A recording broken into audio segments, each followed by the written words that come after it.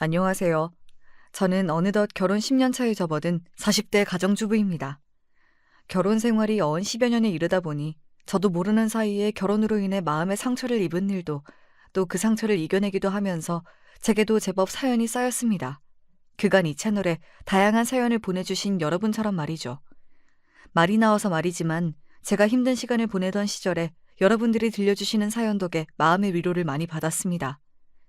자식 가진 부모가 본인 자식이 세상에서 가장 귀한 거야 말할 것도 없겠지만 그렇다고 남의 자식 함부로 대하면 안 되는 건데 그걸 못하는 사람들이 참 많죠. 저 역시 제 자식 중한 줄만 알고 저는 자기 자식한테 붙은 오물처럼 취급하던 시모 때문에 마음고생이 참 이만저만이 아니었어요. 이게 다 너 때문이야. 너만 없었어도 내 새끼가 나한테 저렇게 등 돌릴 일이 대체 뭐가 있겠어? 너 하나 잘못 들어온 것 때문에 우리 집안이 풍비박산이 났어. 저 사람이 아무 이유도 없이 어머니한테 등 돌렸어요? 어머니라는 사람이 오죽이나 징그러웠으면 자식의 등을 다 돌리겠어요. 감히 제 탓할 생각 마세요. 어머니는 죽을 때까지 저한테 죄인이니까. 자기 아들 귀한 줄만 알고 저는 그런 귀한 아들 도둑질해간 모자라고 염치 없는 며느리 취급하던 제 시모는 결국 인간으로서 저질러서는 안 될 일까지 저지르고 저희 부부에게 씻을 수 없는 상처를 주었습니다. 하지만 저희 역시 그런 시모에게 멍청하게 당하고만 살지는 않았죠. 아들 내외에게 크나큰 잘못을 저지르고도 뻔뻔하게 굴던 시모를 응징한 제 사연 한번 들어보시겠어요? 제겐 부모님이 계시지 않았습니다. 저도 사람이니 누군가 저를 낳아준 사람이야 있겠지만 제 기억 속에 그 사람이 없으니 세간의 표현대로라면 저는 고아인 셈이죠.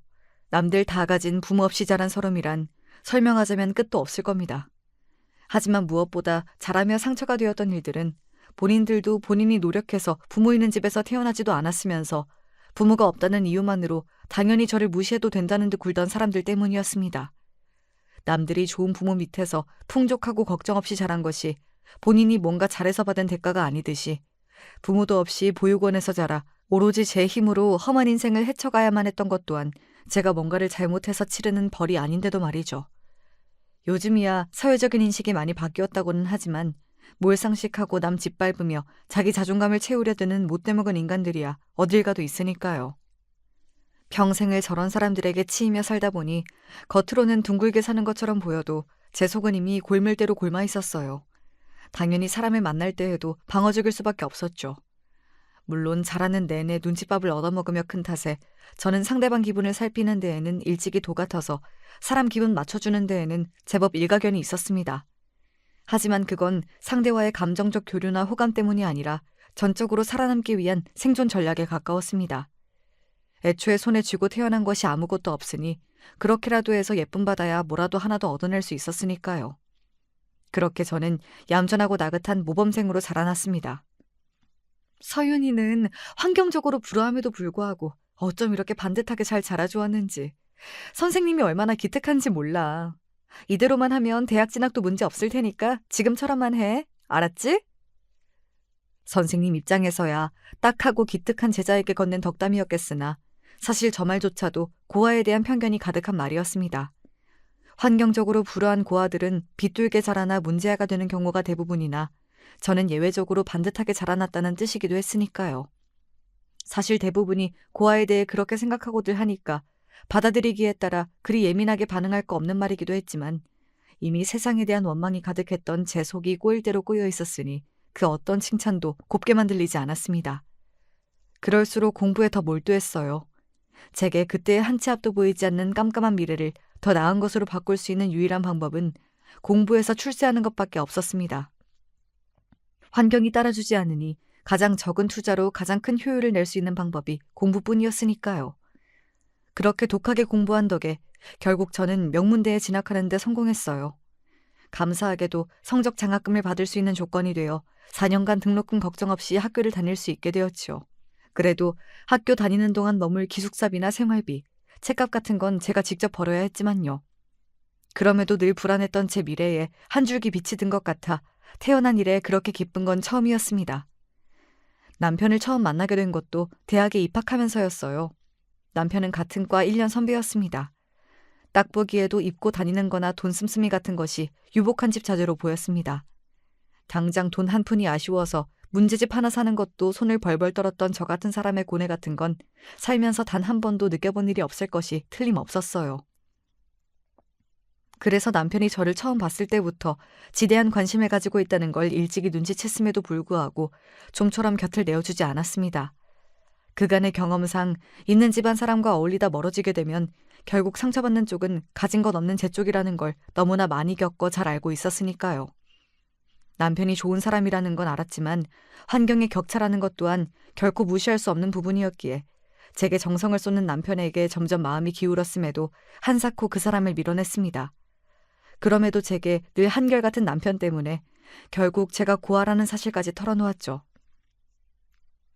사실 제가 고아라는 소리까지 했으니 알아서 마음을 접어달라는 뜻이었는데 제 말에 남편은 오히려 화가 난 듯 했습니다. 그렇게 어려운 가운데도 우리 학교처럼 좋은 학교에 장학생까지 됐다는 건 그만큼 네가 똑똑하고 죽을 만큼 노력을 했다는 뜻인데 그게 어떻게 흠이 된다는 거야? 네가 고아라고 하면 내가 아 그렇구나 하고 너를 포기라도 할 줄 알았어? 너 그 말은 나한테도 실례지만 너 스스로한테도 그러면 안 되는 거야.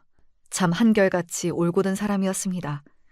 겉으로 밀어내려고만 하면서도 내심 나를 붙잡아줬으면 했던 제 마음을 남편은 한눈에 알아본 건지도 모르겠어요. 결국 저는 살면서 처음으로 제 고집을 꺾고 남편과 교제를 시작했습니다.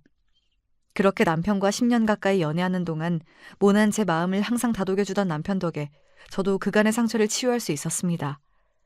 남편을 만난 이래 남편에 대한 제 믿음은 언제나 확고했으나 그래도 결혼 이야기가 나오기 시작하자 걱정을 하지 않을 수가 없었습니다. 저를 저 자체로 봐주는 남편은 문제 삼지 않을지 모르나 평생 자기 인생을 갈아넣으며 키워낸 귀한 자식을 부모도 없는 고아에게 보내고 싶어하는 부모가 뭐 얼마나 되겠습니까? 하지만 남편의 대답은 단호했습니다.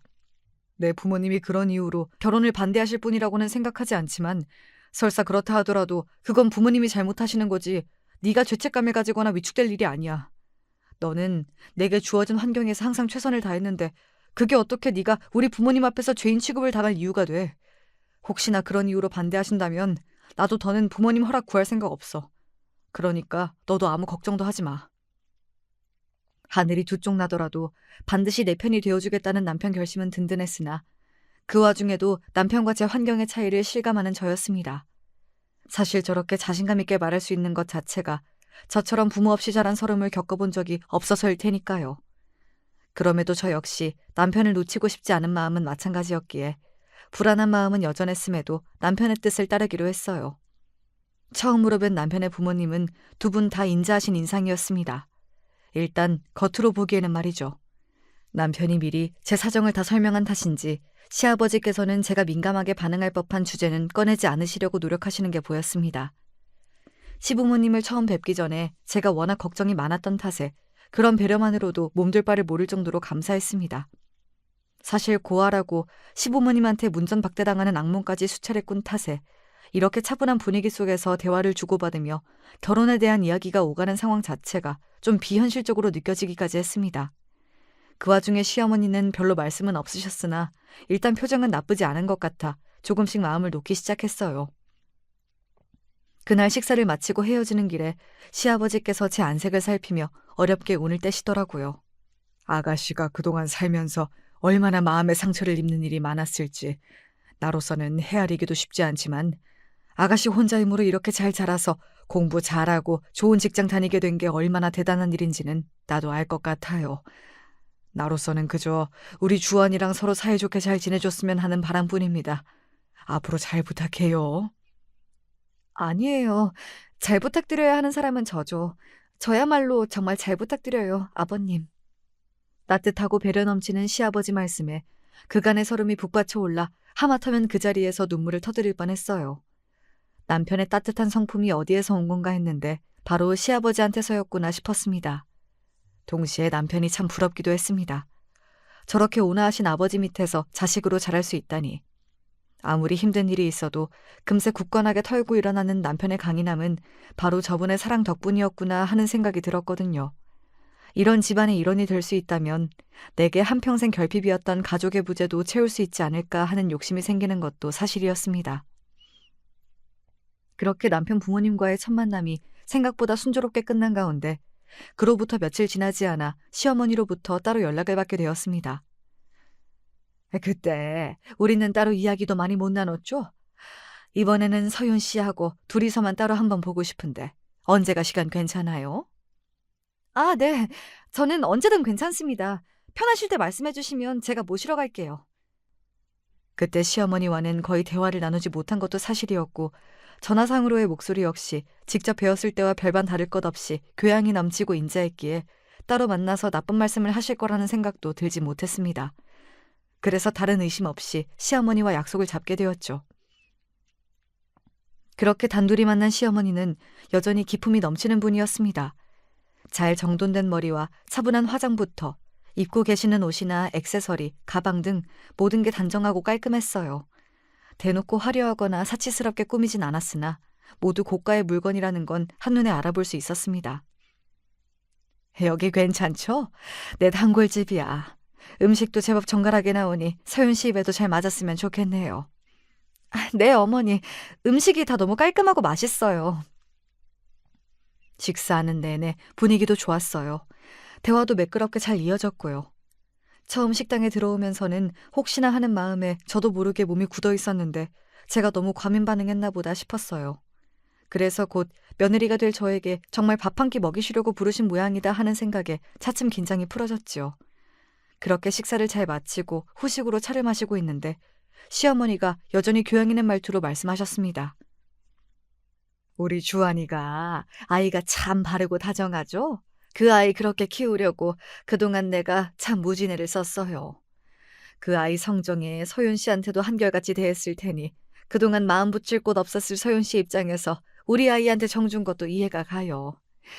하지만 내가 너무 바르게만 키우려고 한 건지 우리 애가 그 나이 되도록 아직도 세상 물정에는 좀 어두운 부분이 있지요. 사람이 좋다는 것만으로는 극복하기 어려운 환경의 차이라는 것도 분명 존재하는데 주한이가 너무 이상적인 데가 있어요. 그렇죠? 네? 생각지도 못하게 제 환경을 문제 삼는 말을 듣게 되자 제가 너무 당황해서 제대로 대답도 할 수 없었어요. 차라리 평소처럼 저를 대놓고 무시하거나 반감을 드러내는 사람이었더라면 저도 그동안 축적된 경험이 있으니 대처를 했을 텐데 방금까지 화기애애하게 이야기 잘 주고받고 밥까지 잘 먹었는데 갑자기 저런 소리를 들으니 저도 적잖이 놀란 거죠. 하지만 우리 주한이야 그런 순진한 생각을 할 수 있을지 몰라도 아가씨는 아니잖아. 그렇지 않아요? 그동안 힘들게 자라면서 겪은 일도 많을 테고 환경의 차이를 고려하지 않고 다른 사람과 어울렸다가 상처받은 경험도 분명히 있을 텐데 그렇지 않아요? 과연 그 말대로였습니다. 남편은 몰라도 저야 사는 내내 소위 평범하게 자란 사람들과 부모 없는 제 처지가 얼마나 천지 차이인지 평생 뼈가 시리도록 실감하며 살아왔으니까요. 대놓고 제 처지를 괄시하는 말이었다면 화라도 났을 텐데 나긋하게 현실 그대로를 짚어주는 시어머니의 말은 되려 서글프게만 들렸습니다. 나는 우리 아들도 아들이지만 서윤 씨도 이 만남으로 마지막에는 상처를 받게 되지 않을까 걱정스러워요. 지금이야 좋을 때니까 서로 좋은 점만 보일 테고 사랑으로 모든 걸 극복할 수 있을 거라고 생각하겠지요. 하지만 내가 이 나이 먹도록 살아보니 사람 사는데 결코 그것만으로는 살아갈 수가 없더라고. 지금이야 마음이 아프겠지만 서로를 생각해서라도 이쯤에서 정리를 하는 게 맞다고 생각해요. 내 말 무슨 말인지 알죠? 무슨 말인지 너무 잘 알았기에 가슴이 아팠습니다. 사실 저 같은 고아를 결혼 상대자로 데려가면 반기는 사람보다는 이렇게 반응하는 사람들이 더 많겠죠. 평생 귀하게 키운 아들, 좋은 조건 가진 여자와 결혼시키고 싶은 마음이야 당연할 테니 굳이 시어머니를 원망하고 싶진 않았습니다. 하지만 다 같이 만나는 자리에서는 마치 저희 결혼을 당연히 허락하시는 것처럼 아무 내색도 하지 않으시다가 둘만 있는 자리에서 그것도 저를 한껏 안심시켜놓고 헤어질 때가 다 되어 이런 폭탄을 터뜨리시는 건 좀 너무하다는 생각이 들었어요. 차라리 처음부터 깔끔하게 용건만 말씀하시고 일어서셨다면 이렇게까지 비참하진 않았을 겁니다. 어머님, 제가 자라온 환경이 어머님 입장에서 마음에 차지 않으실 거라는 건 저도 당연히 이해합니다. 지금 하시는 말씀이 어머님이 아예 할 수 없는 말이라는 생각도 하지 않고요. 하지만 제가 그렇게 살아온 당사자인 만큼 저 역시 주한 씨 만나기 전부터 그런 고민을 얼마나 많이 했는지 몰라요. 주한 씨 역시 마찬가지고요. 제 환경이 주한 씨에 비해 많이 부족하다는 건 잘 알고 있지만 저는 그런 제 환경 극복하기 위해 평생을 죽을 만큼 노력해서 지금 이 자리까지 올라왔어요. 저도 주한 씨와 헤어질 마음이 없지만 주한 씨 역시 그런 이유로는 절대로 이별을 받아들이지 않을 거예요. 어머니께선 주한 씨가 세상 물정을 몰라 저와 결혼하려 한다고 생각하실지 몰라도 저희 둘 중 그 누구도 이 문제를 가볍게 생각한 적이 없어요. 어머님 뜻을 따를 수 없어 죄송하지만 부디 저희 두 사람 진심을 헤아려 주시길 부탁드립니다. 완곡하지만 분명한 제 거절 의사에 처음으로 시어머니 미간이 찌푸려졌습니다. 딱 봐도 생각보다 질긴 게 붙었네 하고 생각하시는 게 많이 보였습니다. 아가씨가 생각보다 말귀를 못 알아듣네. 그래요. 어차피 처음부터 쉽게 끝날 이야기라고는 나도 생각 안 했어요. 하지만 아가씨도 잘 생각해보는 게 좋을 거예요. 결국 내 말이 맞다는 걸 인정하게 될 테니까. 오늘은 이만 일어나죠. 헤어지는 순간에는 식사 내내 이어졌던 화기애애함은 눈 씻고 봐도 찾아볼 수 없었습니다. 그렇게 서먹하기 짝이 없는 가운데 시어머니와의 만남을 마치자 그만 기운이 쭉 빠져버렸어요. 이런 일을 겪을까 무서워 처음에 그렇게 남편을 밀어낸 거였는데 막상 그게 현실로 닥치자 생각보다 더 힘이 들더군요. 저도 저지만 저 때문에 혹시나 남편이 본인 어머니와 척을 지게 될까봐 그게 더 두려웠습니다. 하지만 함께 이 사태를 해결하려면 반드시 남편과 상의를 해야 했습니다. 결국 저는 내키지 않는 마음을 애써 물리치고 남편에게 전화를 했어요. 정말 우리 어머니가 그러셨단 말이야? 제 말을 다 듣고도 믿기지 않는다는 듯한 남편 반응에 제가 잠시 말이 없었습니다. 화도 내지 않고 침묵을 이어가는 제 반응에 제가 뭔가 단단히 오해했다고 생각한 모양인지 남편이 다급히 말했습니다. 아니, 네 말을 못 믿겠다는 뜻이 아니라 그동안 그런 기미가 전혀 안 보이셔서 나도 당황스러워서 그래. 전에 듣는 내가 이런데 네가 오늘 얼마나 당황하고 상처를 받았을까. 이런 일 당하지 않게 하겠다고 내가 너한테 그렇게 큰 소리를 쳤는데 정말 너한테 미안해서 내가 입이 10개라도 할 말이 없어. 정말 미안해, 서윤아. 제 어머니 대신 사과하는 남편 목소리를 듣자 그제야 참아왔던 서름과 함께 눈물이 쏟아지기 시작했습니다. 그 길로 한 걸음에 달려온 남편 품에서 탈진할 때까지 실컷 울고서야 겨우 눈물을 그쳤습니다. 한편으로는 이런 일을 겪었음에도 불구하고 남편과 헤어질 생각이 조금도 들지를 않아서 내가 생각했던 것보다 남편을 더 사랑하고 있구나 하는 걸 다시금 깨닫기도 했습니다. 제 예상대로 남편 역시 저와 헤어질 생각은 전혀 없었기에 저희는 저희 뜻을 확고히 전하기로 마음먹었습니다. 다음 날 남편의 손에 이끌려 처음으로 남편의 본가, 그러니까 시댁에 방문하게 되었습니다. 시아버지께는 남편이 미리 말씀을 드린 것 같았으나 시어머니께는 일절 언급하지 않은 모양인지 남편과 함께 들어오는 저를 보는 시어머니 얼굴이 당혹스러움으로 발갛게 물들었습니다. 아니, 너 나한테 이런 반구도 없이 이게 지금... 어머니도 아무 준비 없이 이런 상황 맞게 되니 당황스러우시죠. 그런데 이 사람은 오죽했겠어요. 그것도 내내 마음에 들어 하신 것처럼 친절하게 대해주시다가 한순간에 내 아들이랑 헤어지라는 소리를 들었는데 지금 어머니 마음이랑 비교가 되겠어요? 차분하게 말하는 남편과는 다르게 시어머니 얼굴이 흥분으로 금세 터져버릴 것 같았습니다. 그리고 본인에게 있어 이 일의 원흉인 저를 획수해보고는 말씀하셨습니다. 그렇게 알아듣게 말했는데도 말귀를 못 알아먹고 고세 얘한테 쪼르르 일러바쳐? 아가씨 그렇게는 안 봤는데 생각보다 더 상종 못할 사람이었네. 당신 지금 그게 무슨 말버릇이야? 곧 새 식구 될 사람에게 못할 짓 한 것만으로도 사과를 해도 모자랄 판에. 그럼 내가 틀린 소리 했어요? 내가 쟤를 어떻게 키웠는데 어디 부모도 모를 애한테 하나뿐인 우리 아들을 내줘요? 당신은 진짜 저런 애랑 우리 아들 결혼시켜도 상관없다는 거예요? 이 사람이 정말... 제가 마음에 안 차시는 어머니 마음이야 충분히 이해합니다. 저라도 이왕이면 좋은 집안 환경에서 상처받을 일 없이 자란 사람과 아들을 결혼시키고 싶을 테니까요. 하지만 어머니, 제가 부모 없이 자란 건 제가 원해서 생긴 일이 아니에요. 저는 제 잘못도 아닌 제 결핍을 메우려고 정말 피나는 노력을 했고요. 그럼에도 불구하고 어머님이 저를 마음에 들어 하지 않는다면 그건 역시 있는 그대로 받아들이고 어머님 의사를 존중하려고 노력했을 거예요.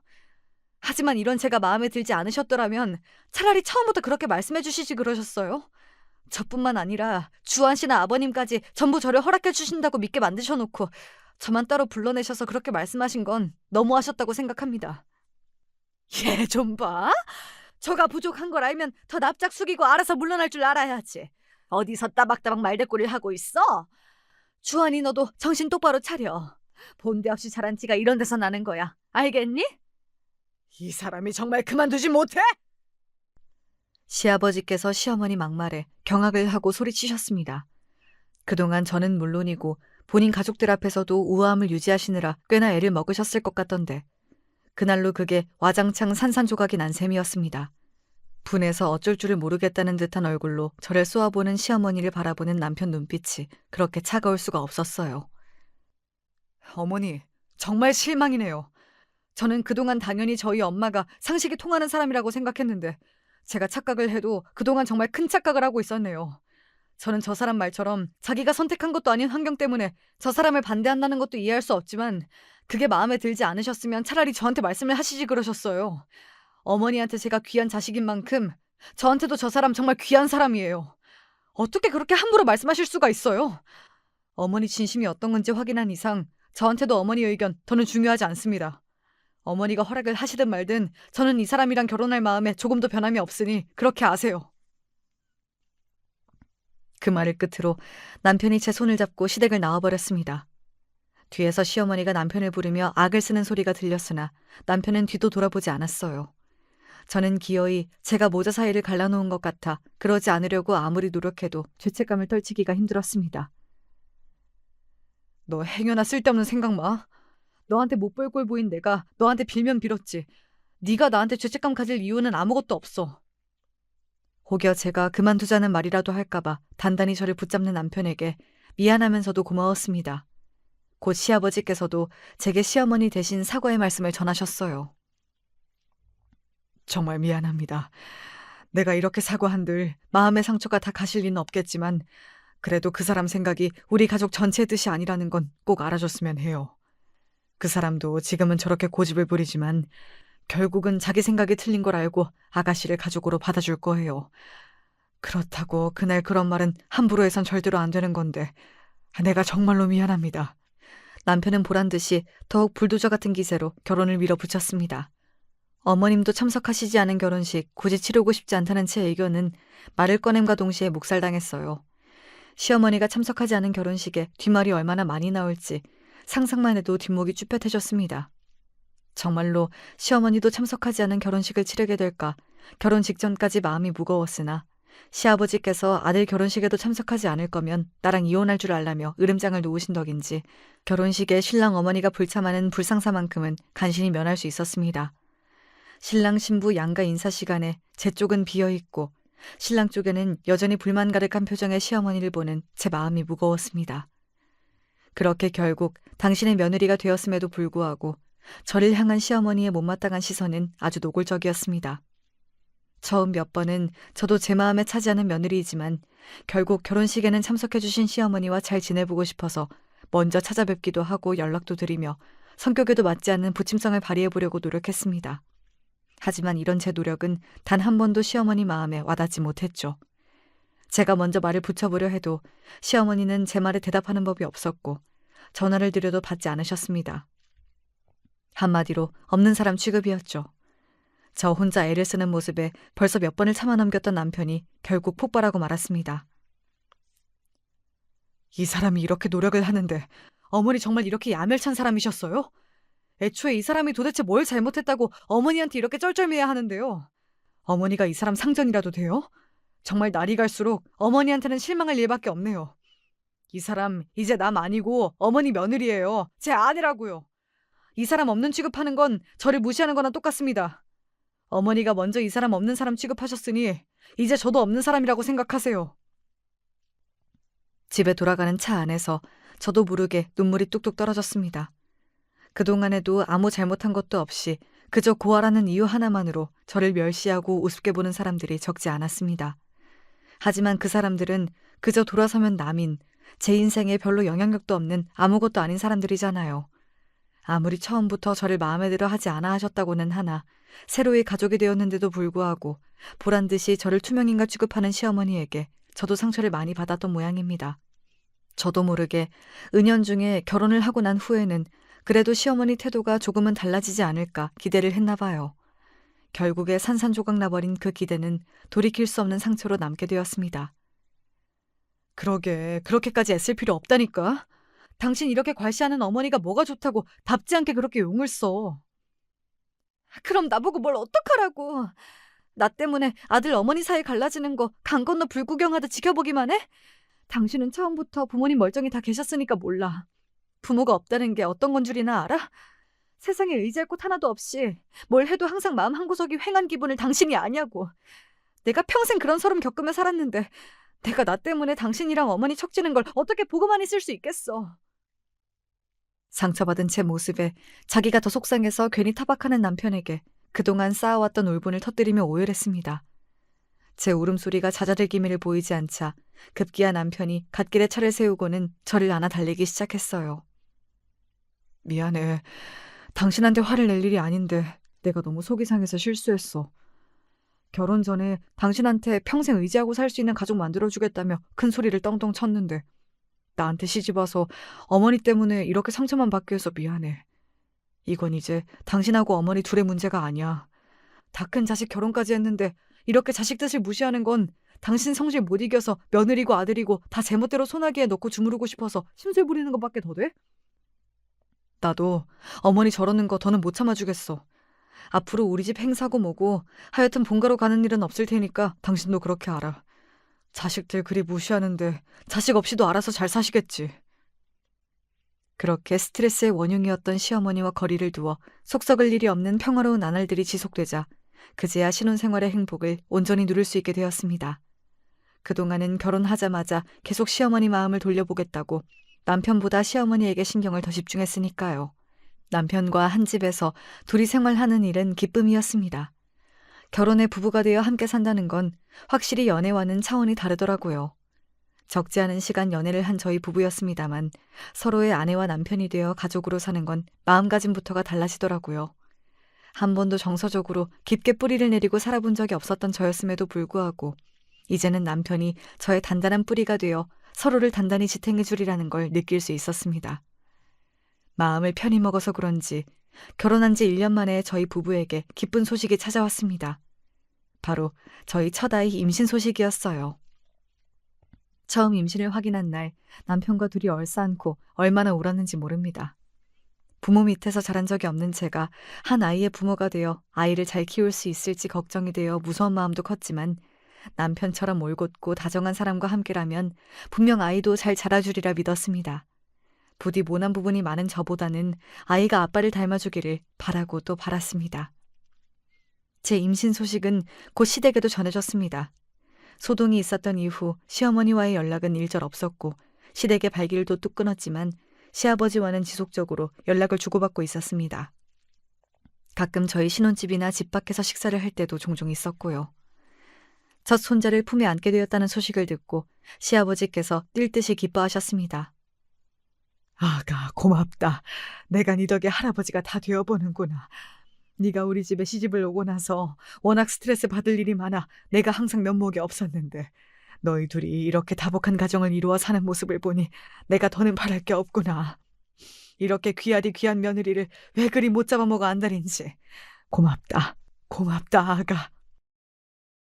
그러면서 저 먹고 싶은 거 다 사 먹으라며 거금을 턱하니 용돈이라고 건네주시는 시아버지를 뜯어말리느라 진땀을 빼야 했어요. 그래도 이게 다 아버님의 애정 표현이라고 생각하자 쑥스럽기는 했어도 내심 기뻤습니다. 아가, 임신했을 때 먹고 싶은 거 못 먹으면 그 서러움이 평생 간다더라. 아무리 비싼 거라도 돈 아끼지 말고 먹고 싶을 때 바로바로 사 먹어. 부족하면 용돈은 얼마든지 더 줄 테니까. 아이, 아버지 그만하시라도 그러시네. 저도 돈 벌어요, 아버지. 저도 아이 아빠 노릇할 기회는 주셔야죠. 감사해요, 아버님. 저 맛있는 거 몸에 좋은 거 잘 챙겨 먹고 꼭 예쁜 손자 안겨드릴게요. 더할 나위 없이 행복한 나날들이었습니다. 그 와중에도 시어머니가 마음에 걸리긴 했으나 시아버지께 임신 소식을 전한 지 한 달이 다 되어가도록 여전히 시어머니께는 연락이 없었습니다. 분명히 시아버지가 아들 내외의 임신 소식을 전했을 게 분명한데 저는 몰라도 저희 아이에게까지 냉담한 시어머니에게 이제는 원망스러운 마음이 들었어요. 그러다 임신 5개월이 다 되어서야 드디어 시어머니한테 연락이 왔습니다. 아들이라니 딸이라니? 대뜸 처음 하는 말이 저거였습니다. 근 1년 만에 시어머니 목소리를 처음 듣는 거였어요. 황당하기도 하고 다소 기분이 나쁘기도 했으나 어찌되었든 먼저 굽히고 연락을 주신 거니 저도 웬만하면 잘해보고 싶었습니다. 아들이라고 듣긴 했는데 병원에서 개월수 차기 전에는 확실하게 말해주진 않아서 아직 정확하진 않아요. 확실하게 나오면 제가 다시 알려드릴게요. 알았다. 그러고는 전화가 뚝 끊겼습니다. 친정엄마처럼 살가운 인사나 임신한 저에 대한 염려까진 바라지 않았다고 해도 이건 해도 너무하지 않습니까? 이럴 거면 굳이 전화는 뭐하러 했대요. 순간 부하가 치밀어 올랐으나 태교에 좋을 것 같지 않아 애써 화를 눌러 참았습니다. 퇴근하고 돌아온 남편에게 낮에 있었던 일을 말했더니 남편도 기분이 많이 상한 것 같았어요. 그 양반은 아직도 바뀐 게 없으신가? 나중에 우리 꼬물이 태어나면 미안해서 손자 얼굴을 어떻게 보시려고 저렇게 업을 쌓으시는 건지. 어차피 뿌리도 모르는 며느리가 낳은 손자라고 괄시하실 게 뻔한데 나 솔직히 어머님한테 우리 아기 보여드리고 싶지가 않아. 나야 그렇다 치더라도 나 우리 아기한테는 절대로 내가 겪었던 서름 안 겪게 할 거야. 무슨 당연한 소리를. 우리 아기 건드리면 당신이 나서기 전에 내가 먼저 가만히 안 있어. 내가 괜한 소리를 했다. 당신은 아무 걱정 말고 그저 마음 편히 먹고 꼬물이랑 건강하게만 있어줘. 시작부터 아이를 믿게 보는 사람을 만든 것 같아 뱃속의 아이에게 미안했습니다. 그럴수록 아이에게 내가 누리지 못한 더 큰 사랑을 주리라 다짐하고 또 다짐했어요. 산 딸을 한 달여쯤 남겨둘 때였을까 갑자기 시어머니의 연락이 잦아졌습니다. 그동안 없는 사람 취급했던 게 언제 그랬냐는 듯 마치 처음부터 살가운 고부지간이라도 되었다는 듯한 태도였습니다. 당연히 제 입장에서야 어리둥절할 수밖에 없었으나 그래도 곧 첫 손자의 탄생이 머지 않았다 보니 시어머니도 마음을 돌린 모양이라고 순진하기 짝이 없는 생각을 했습니다. 시어머니는 제게 전화를 걸 때마다 예정일이 언제냐, 오늘은 나올 것 같지 않냐며 집요하게 캐물었어요. 본인도 아이 안 낳아보신 것도 아니고 때 되면 어른이 나올 텐데 과하다 싶었으나 그저 연락을 다시 하게 된 것만으로도 다행이다 싶어 성실히 대답해드렸습니다. 그러다 예정일이 일주일도 채 되지 않은 시점에서 남편이 갑작스럽게 지방으로 출장을 떠나게 되었습니다. 거의 한 달 가까이 아이가 언제 나올지 모르니 제 곁에 있어야 한다며 출장 일정을 미꾸라지처럼 피해가던 남편이었는데 지방에 일이 터지는 바람에 출장을 피할 수가 없게 된 거죠. 예정일도 며칠 안 남았는데 갑작스럽게 집을 비우게 된 남편 걱정이 이만저만이 아니었습니다. 솔직히 저도 불안하기는 마찬가지였으나 저 사람이 저러는데 저까지 불안한 티를 내면 더 속상해할까봐 애써 씩씩한 척했습니다. 걱정 마. 꼬물이가 아무려면 아빠 며칠도 못 기다려주겠어? 무슨 일 있으면 새벽이고 어느 때고 상관없으니까 꼭 전화해야 해. 알았지? 그렇게 신신당부를 하고서야 남편은 출장을 떠났습니다. 차라리 그때 가지 말라고 어리광이라도 부렸더라면 어쩌면 결과가 달라지진 않았을까 하는 생각을 수천 수만 번도 더 했을 겁니다. 어떻게 알았는지 남편이 출장지로 떠나자마자 시어머니가 갑작스레 저희 집으로 들이닥쳤습니다. 주한이 출장 갔다며? 예정일이 며칠 남지도 않았는데 주한이나 너나 얼마나 불안할 거야. 애 출장에서 돌아올 때까지만이라도 내가 같이 있어주마. 네? 어머니 안 그러셔도 돼요. 어머니도 많이 불편하실 테고. 네가 친정이 있는 것도 아닌데 누굴 믿고 부르겠어. 사양 마라. 그렇게 생각지도 못하게 막무가내로 시어머니가 저희 집에 주저앉아 버렸어요. 단 한 번도 살갑게 지내본 적이 없던 고부지간인데다 전화 말고 얼굴을 직접 보는 건 1년도 더 되었으니 제 마음이 어떻게 편할 수가 있었겠습니까? 일하는 사람 방해하고 싶진 않았으나 그래도 남편한테 얘기는 해두어야 할 것 같아서 휴대전화를 찾았습니다. 그런데 아무리 찾아봐도 제 휴대전화가 보이지를 않는 거예요. 한참을 혼자 서성이다 저는 결국 시어머니에게 물었습니다. 어머니, 혹시 제 전화기 못 보셨어요? 아무리 찾아봐도 없길래 혹시 어머니가 치우셨나 해서. 내가 네 물건 치울 일이 어디 있니? 근데 전화기는 왜? 주한 씨한테 연락하려고요. 일하는 애는 뭐하러 찾아. 그리고 전화기 전자파 애한테도 안 좋다. 이제 예정일도 얼마 안 남았는데 나중에 찾고 넌 좀 쉬어라. 주한이한테 연락은 내가 할 테니. 왠지 모르게 시어머니가 남편과의 연락을 가로막고 있다는 쎄한 느낌이 들어 불안했지만 가뜩이나 만삭이라 몸까지 무거운 제가 뭘 어떻게 할 수가 없었습니다. 애써 마음을 가라앉혀 보려고 미리 꾸며둔 아기 방으로 들어가 몸을 뉘었어요. 그렇게 불안한 마음을 안고 깜빡 잠이 들었는데 갑자기 배가 뭉치는 느낌이 들어 잠에서 깨어났습니다. 정신을 차리고 아래를 내려다보니 발 주위로 물기가 흥건했어요. 양수가 터진 거였습니다. 저는 소스라치게 놀라 시어머니를 불렀습니다. 어머니! 어머니! 한참을 불러도 나타나지 않던 시어머니가 느릿느릿 제 곁으로 다가왔습니다. 어머니, 지금 아기가 나올 것 같아요. 얼른 구급차 좀 불러주세요. 제가 얼굴이 새파랗게 질려서 소리를 지르는데도 시어머니는 미동도 없었습니다. 차가운 시어머니 표정에 소름이 끼쳤어요. 어머니, 왜 아무 말씀이 없으세요? 저 양수 터졌다니까요? 지금 빨리 병원 가야 돼요. 저 병원에 좀, 전화기라도 좀 주세요. 내가 왜? 생각지도 못했던 말에 통증이 시작되었음에도 불구하고 제가 우뚝 굳어버렸습니다. 도대체 무슨 생각으로 저런 말을 하나 하는 생각이 듦과 동시에 본능적으로 지금 이곳에 나를 도와줄 사람이 아무도 없다는 느낌이 들자 뒷목이 쭈뼛해졌습니다. 어머니! 손자 잘못되는 걸 보고 싶어 그러세요? 빨리 연락 좀! 그래, 내가 그 꼴 보러 왔다. 너만 아니면 우리 주원이가 저렇게 정신 못 차리고 살 애가 아닌데 네가 내 아들을 망쳤어. 네가 애까지 낳으면 평생 우리 주원이 발목을 잡을 텐데 지금 나보고 그 꼴을 보고만 있으라고? 어머니 정말 미치셨어요? 어머니 이런 거 알고도 주원 씨가 가만히 있을 거라고 생각하세요? 제가 아무리 미워도 그렇지 제 뱃속 아이 어머니 손자예요. 정말 손자 죽이실 참이에요?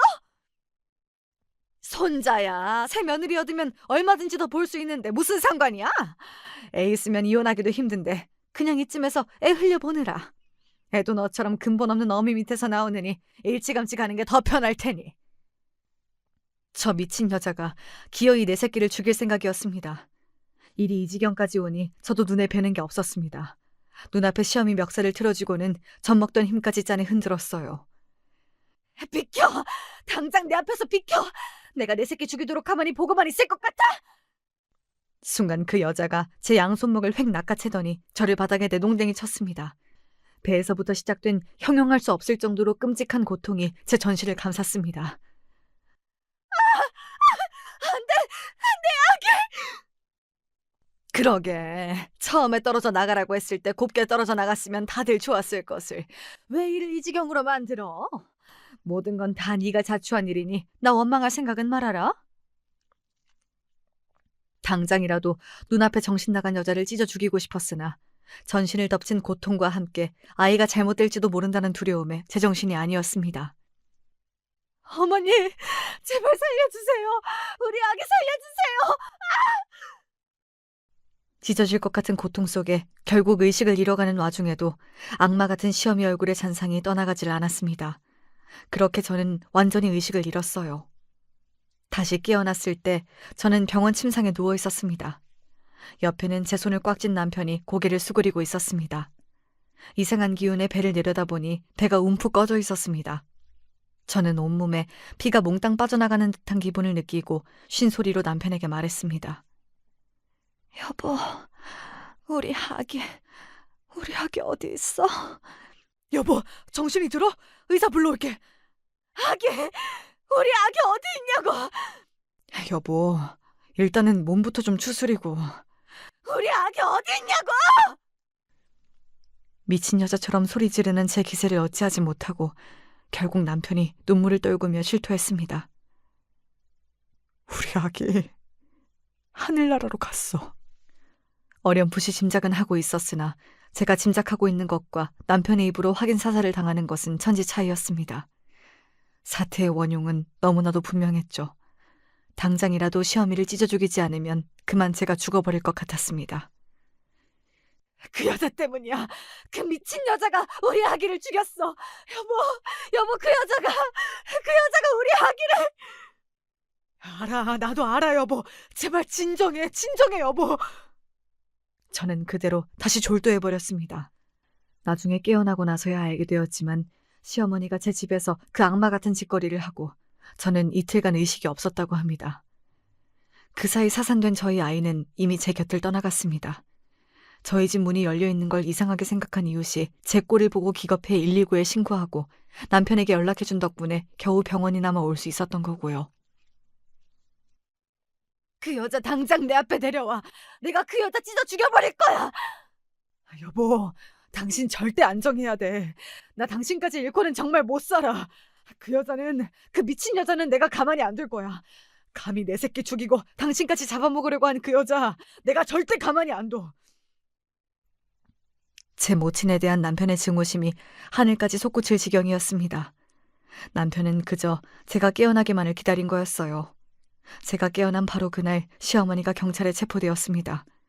남편은 한사코 말렸으나 저는 시험이 낯짝을 보고야 말겠다며 간신히 몸을 일으켜 기어이 남편과 함께 경찰서로 갔습니다.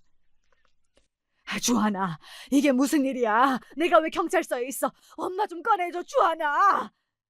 그 더러운 입으로 내 이름 부르지 마. 내 새끼 죽인 살인마 주제에 어디서 엄마 타령이야? 나 당신 같은 어미 둔 적 없으니 그 안에서 당신 죄값 치르면서 뼈저리게 후회하면서 살아. 아니야, 나는 다 너 잘 되라고. 네 등골 빼먹는 저거 떼어내려고 한 것밖에 없어. 그 입 닥쳐. 내가 당신이 우리 서윤이한테 몹쓸짓한 거 확인하고 당신을 죽여버리고 싶은 걸 참느라 얼마나 미칠 뻔한 줄 알아? 당신은 사람이 아니라 악마야, 악마. 알고 보니 아기 방에 설치해둔 베이비캠에 당시 정황이 모두 찍혀있어 시어머니의 폭행죄가 바로 인정된 거였습니다. 그 영상을 경찰에 넘긴 것부터 남편이 시어미를 버린 게 확실한 거였죠. 그걸 저 여자만 인정하지 못할 뿐이었습니다. 뒤늦게 소식을 듣고 달려와 이 꼴을 보고만 시아버지가 충격에 비틀거렸습니다. 저 정신 나간 여자가 기어이 이런 짓까지. 너같이 독한 여자랑 나도 더는 못 산다. 손자 잡아먹은 인간이랑 살면서 무슨 낯으로 우리 아들 며느리를 보겠어. 당신이랑은 이혼이니 나랑 우리 자식들 앞에 두 번 다시 나타나지 마.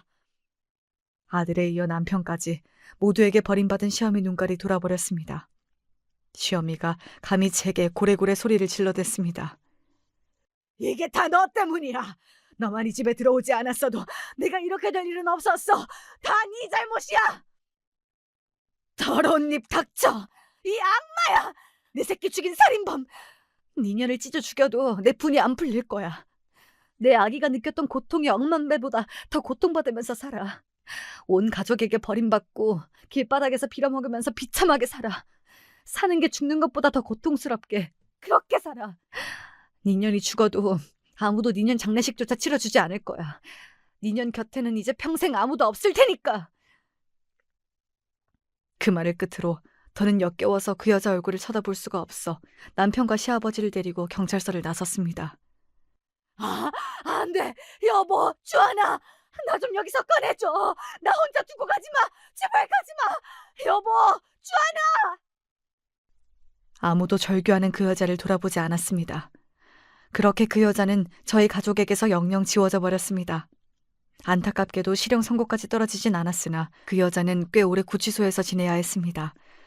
그동안 시아버지가 건 이혼 소송은 빠르게 마무리되었어요. 그 여자의 유책이 너무나 확실한 탓이었습니다. 형사처벌은 말할 것도 없고 제가 민사소송까지 걸었기 때문에 그나마 시아버지로부터 받은 약간의 재산 분할마저 보상금으로 싹 다 빼앗겨버렸죠. 남편에게 이혼당하고 하나뿐인 자식에게 의절당한 것도 모자라 집도 절도 없이 쪽방 하나 구하기 어려운 남루한 신세가 되었음에도 불구하고 동정심은 털끝만큼도 들지 않았습니다. 비명에 간 우리 아기를 생각한다면 숨을 붙여놓은 것만으로도 호사였습니다. 그렇게 그 여자는 세상 모두로부터 버림받고 판자촌 쪽방에 겨우 새들어 근근히 빌어먹고 살게 되었습니다. 이제 더는 저희 가족과 상관없는 여자이니 저희도 더는 관심을 주지 않았죠. 아이를 그렇게 잃은 슬픔을 극복하는 건 저뿐만 아니라 남편과 시아버지에게도 쉽지 않은 일이었으나 끔찍한 일을 겪고 더욱 단단해진 유대감으로 서로에게 힘이 되기 위해 모두 노력했습니다. 결국 아이를 잃은 지 딱 1년 만에 다시 아기 천사가 찾아오면서 비로소 저희 가족은 다시 웃을 수 있게 되었습니다. 비록 첫 아이가 떠난 아픔은 영원히 잊힐 수 없겠지만 그래도 다들 이렇게 인생의 상처 위에 새살이 돋아나는 것을 지켜보며 살아가는 거겠죠. 감사하게도 딸아이는 건강하게 무럭무럭 자라 올해 학교에 들어갔습니다. 그 사이 태어난 둘째 아들 녀석도 요즘 걸음마에 다리 힘이 부쩍 들어가기 시작했어요. 두 아이 커가는 걸 함께하는 기쁨으로 저희 5 식구는 행복 속에 살아가고 있습니다. 제 자식을 낳아 키워보니 한때 시어머니라 불렸던 여자가 했던 게 사랑이 아니라는 걸 더욱 확실히 알 수 있었어요. 정말 제 남편을 올바르게 사랑하는 거였다면 어떻게 남편의 아이에게 해코지할 생각을 할 수 있었겠습니까? 저와 남편은 물론 시아버지와 태어날 아이들 모두를 생각해서라도 그 여자를 우리 가족에게서 떼어낸 것은 100번 잘한 일이라고 생각합니다. 제 자식 귀한 줄만 알고 저를 업신여기고 제 아이까지 해한 악마 같은 시어미를 치워버린 제 이야기는 여기까지예요. 쉽지 않은 이야기 끝까지 함께 들어주셔서 정말 감사드립니다.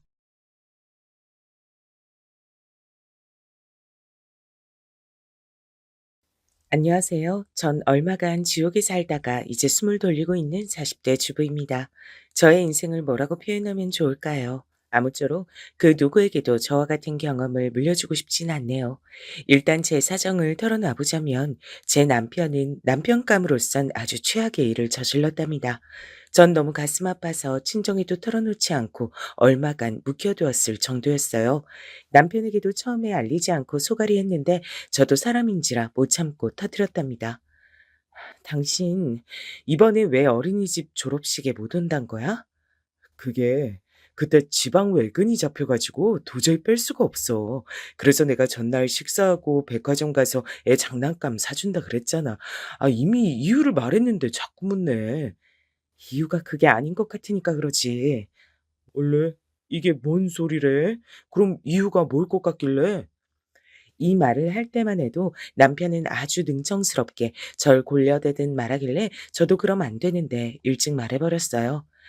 "당신 부서 막내 김상미랑 놀러 갈 거잖아. 지방에 있는 모텔이랑 바닷가 가서 또 놀 거야? 본인 자식은 내팽개치고?" 남편은 저의 이런 말에 소파에 누워서 답하던 중 지도 모르게 벌떡 일어나서 허리를 꼿꼿이 세우더군요. "그게 무슨..." 그렇게 말하면서도 자기는 이제 끝났다는 생각이 대충 들지 않았을까 싶더라고요. 정말 땡깡하고 머리를 얻어맞은 얼굴로 멍청한 사람처럼 절 보고 있었어요. "내가 너무 다 알고 있어서 놀랬어? 나 진짜 그냥 넘어가도 볼까 생각했어, 자기야. 근데 정원이 졸업하고 이제 초등학교 가는데 그것도 빼먹고 상미랑 놀러 가려고? 속초는 정원이도 좋아하는 곳인데 말이야." 이상하게 이렇게 말하면서 분노도 울음도 차오르지 않더라고요. 남편은 정말 어쩔 줄 몰라 했어요. 연신 손으로 소파를 짚었다가 자기 얼굴을 만졌다가 왔다 갔다 헷갈려 하더군요. "뭐라고 답 좀 해봐. 상미한텐 다른 날 보자 그래. 너도 새끼 있지 않냐고. 졸업 시즌엔 좀 피해서 보자고 사정 좀 해봐." 그 저기 여보, 당신이 말하기 뭐하면 내가 대신 전화해 줄까? 나 그런 거 잘하니까. 근데 상미가 너무 기절초풍하고 놀랄까 봐 그러지. 그런 남편을 두고 전 곧장 주방으로 휙 와버린 다음 아무렇지 않게 아침상을 차렸어요. 그래 놓고 주방 한켠에선 태연하게 서 있었지만 죽을 것 같은 얼굴로 어정쩡하게 서 있는 남편을 보니 정말 다 엎어버리고 싶더라고요.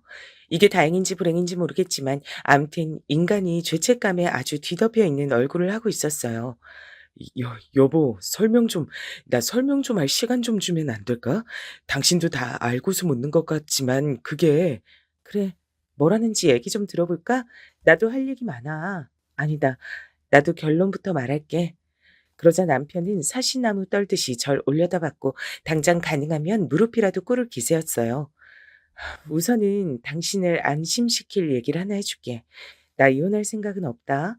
정원이랑 지원이 둘 다 너무 어리고 지 아빠라면 끔찍하게 좋아하잖아. 하루아침에 아빠 없어지면 얘는 난리 나겠지. 나도 혼자서 애 둘 못 키워." "아니 여보, 내가 설마..." "아니야. 저기 그래, 정원이 지원이 그럼..." "근데 당신 거짓말로라도 이거 다 억울하다고 네가 오해한 거라고 하는 말들은 전혀 안 하네. 너무나 지극히 사실이라서 그런 거야?" 이렇게 말하면서 저는 차차 계단식으로 열이 올라가기 시작했고 남편의 모양새가 너무 꼴보기 싫어지는 거예요. 눈치를 보면 볼수록 그게 자기가 바람 피운 게 맞다는 고백의 몸짓 같아서 더 슬프고 비참해졌어요. "당신은 어떻게 하고 싶어? 이혼할래? 그럼 과정이 복잡하긴 하지만 당신이 정 원한다면, 상미랑 살고 싶다면 그렇게 해 줄게. 어때?" "아니야. 그럴 리가. 저기 여보..." 남편은 이렇게 저랑 아침 시간 한 30 분간을 실랑이 벌였고 회사 출근 시간을 그렇게 독하게 지키는 양반이 제 눈치를 상사 눈치보다 더 심하게 보다 늦게 나갔어요. 왜냐면 이날 무릎 꿇고 제 앞에서 빌기도 했거든요. 여보, 제발, 제발. 정말 이렇게 할 일이 아니란 거 알지만 이렇게 빌게. 사과할게. 너무너무 미안해. 용서해줘. 그리고 이번에 정원이 졸업 때는 정말 외근이 있었어. 암튼 당신 마음 안 풀리겠지만 이렇게 부탁할게. 난 애들이랑도 당신이랑도 헤어질 생각 없어. 하도 사정을 해대기에 그리고 한편으론 저도 이혼할 준비가 안 되어 있어서 우선은 알겠다 그랬어요. 그러면서 본인 입으로 굳이 이렇게 말하대요. 당신 마음이 안 풀릴 테니까 내가 이제 용돈이랑 이런 거 다 당신한테 맡기고 전화도 꼬박꼬박 할게. 상미랑은 미안해 여보. 정리할게. 같은 직장에서 어떻게 하려고? 못 옮기잖아. 이직 가능한 거야? 당신 그 회사 곧 죽어도 그만둘 수 없다 그랬잖아. 신의 직장이라며. 대단하다. 돈도 벌고 연애도 하고. 여보, 이직은 어려운데 암튼 노력할게. 저는 이렇게 무거운 대화를 마치고 우선 남편을 내보냈고요. 막상 말하고 나니까 뭘 어떻게 해야 할지 모르겠더군요. 간혹 이렇게 배우자 외도로 고생하는 사람들이 모인 커뮤니티를 보면 제가 너무 일찍 터트린 셈이더라고요. 원래는 최종적으로 기습 공격을 해야 한다는데 제가 약지 못해서 그러질 못했어요. 그래서일까요? 이후로 남편은 눈치를 보는 듯 하더니 나중에 한 번 더 만났다가 또 걸렸답니다. 이땐 제가 회사로 찾아갔어요. 김상미, 박현철, 이리 나와. 저기 무슨 일이실까요? 저희 여기 그냥 올라오시면 안 되는데. 네, 저 박현철 과장 부인 되는 사람인데요. 여기 김상미란 직원분 계시죠? 그분이랑 이 사람이 연애를 회사에서 하고 있더라고요. 둘 중 하나는 잘라야 되지 않나요? 제 말에 이 회사 여직원도 놀라서 입을 틀어막았고 저는 그대로 회사 내부로 터덜터덜 걸어가 문을 확 열어 제꼈어요. 그러고 소리소리를 질렀고 제 눈앞엔 김상미라는 여자애가 눈에 띄었어요. 대충 사진으론 봤지만 소리 지르는 절 보자마자 잽싸게 의자 밑으로 숨는 거예요. 전 곧장 뛰어가서 머리채를 잡았고 그 뒤로 아수라장이 이어졌어요. 남편도 당연히 절 알아보고 뛰어들어왔고요. 여보, 여보. 아니 회사까지 와서 미쳤나 진짜. 이봐. 좀 나봐. 왜 이래 진짜. 이 나쁜 새끼야. 넌 나쁜 새끼야 진짜. 나보고 두 번 다시 안 만난다고 해놓고 뭐? 그래놓고 니네 어제도 모텔 가서 놀았지? 이 더러운 것들아. 여보 제발. 나 회사 잘리게 하고 싶어? 아, 이것 좀 놔주세요. 아파요. 이 와중에 부장이란 사람도 뛰어들어서 우릴 떼놓았고 엄청 달래면서 다른 데로 데려갔어요. 그나마 저에게 위안이 됐던 건 이 부장님이 여자분이었고 고등학생 딸을 키우는 분이었답니다. 엄청 절 위로해 주셨어요. 박 팀장님 와이프 되신다고요?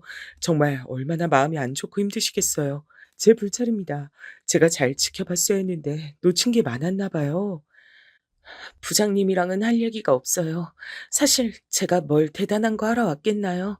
우리 남편도 남편이고 그 상미라는 여직원을 개망신 주고 싶었어요. 김상미 씨도 저희가 따끔하게 벌하고 부서 이동시키도록 할게요. 사실 회사에 남편 보내놓고 이런 일 생기면 여자들은 미쳐버릴 수밖에 없죠. 전 그 마음 충분히 이해합니다. 그 덕에 집으로 돌아왔고 전 여전히 넋이 나가 있었어요. 남동생은 이때 제 기분도 모르고 불쑥 놀러 온다는데 전 이때 못 참고 엉엉 울며 남동생에게 사건을 털어놨어요. 와, 매형 진짜 장난 아니다. 나 좀 기다렸다가 매형 보고 갈래. 진짜 그냥 두면 안 되겠네. 아빠가 몰라서 그렇지. 알면 진짜 다 뒤집어 버릴 텐데. 아빠 지금 몸도 안 좋은데 그런 얘기 알게 하기 싫어. 내가 하도 하소연할 곳이 없어서 너한테 이런 얘기를 다 한다 진짜. 미안해. 누나, 마음 단단히 챙겨. 난 언제까지나 누나 편이니까. 그러지 말고 매형 돈 막 써. 한동안 괴롭히고 편하게 해주지 마. 나도 그러고 싶다 진짜. 지금 나한텐 카드 넘기고 월급 명세서 꼬박 준다는 것 말곤 별거 없어.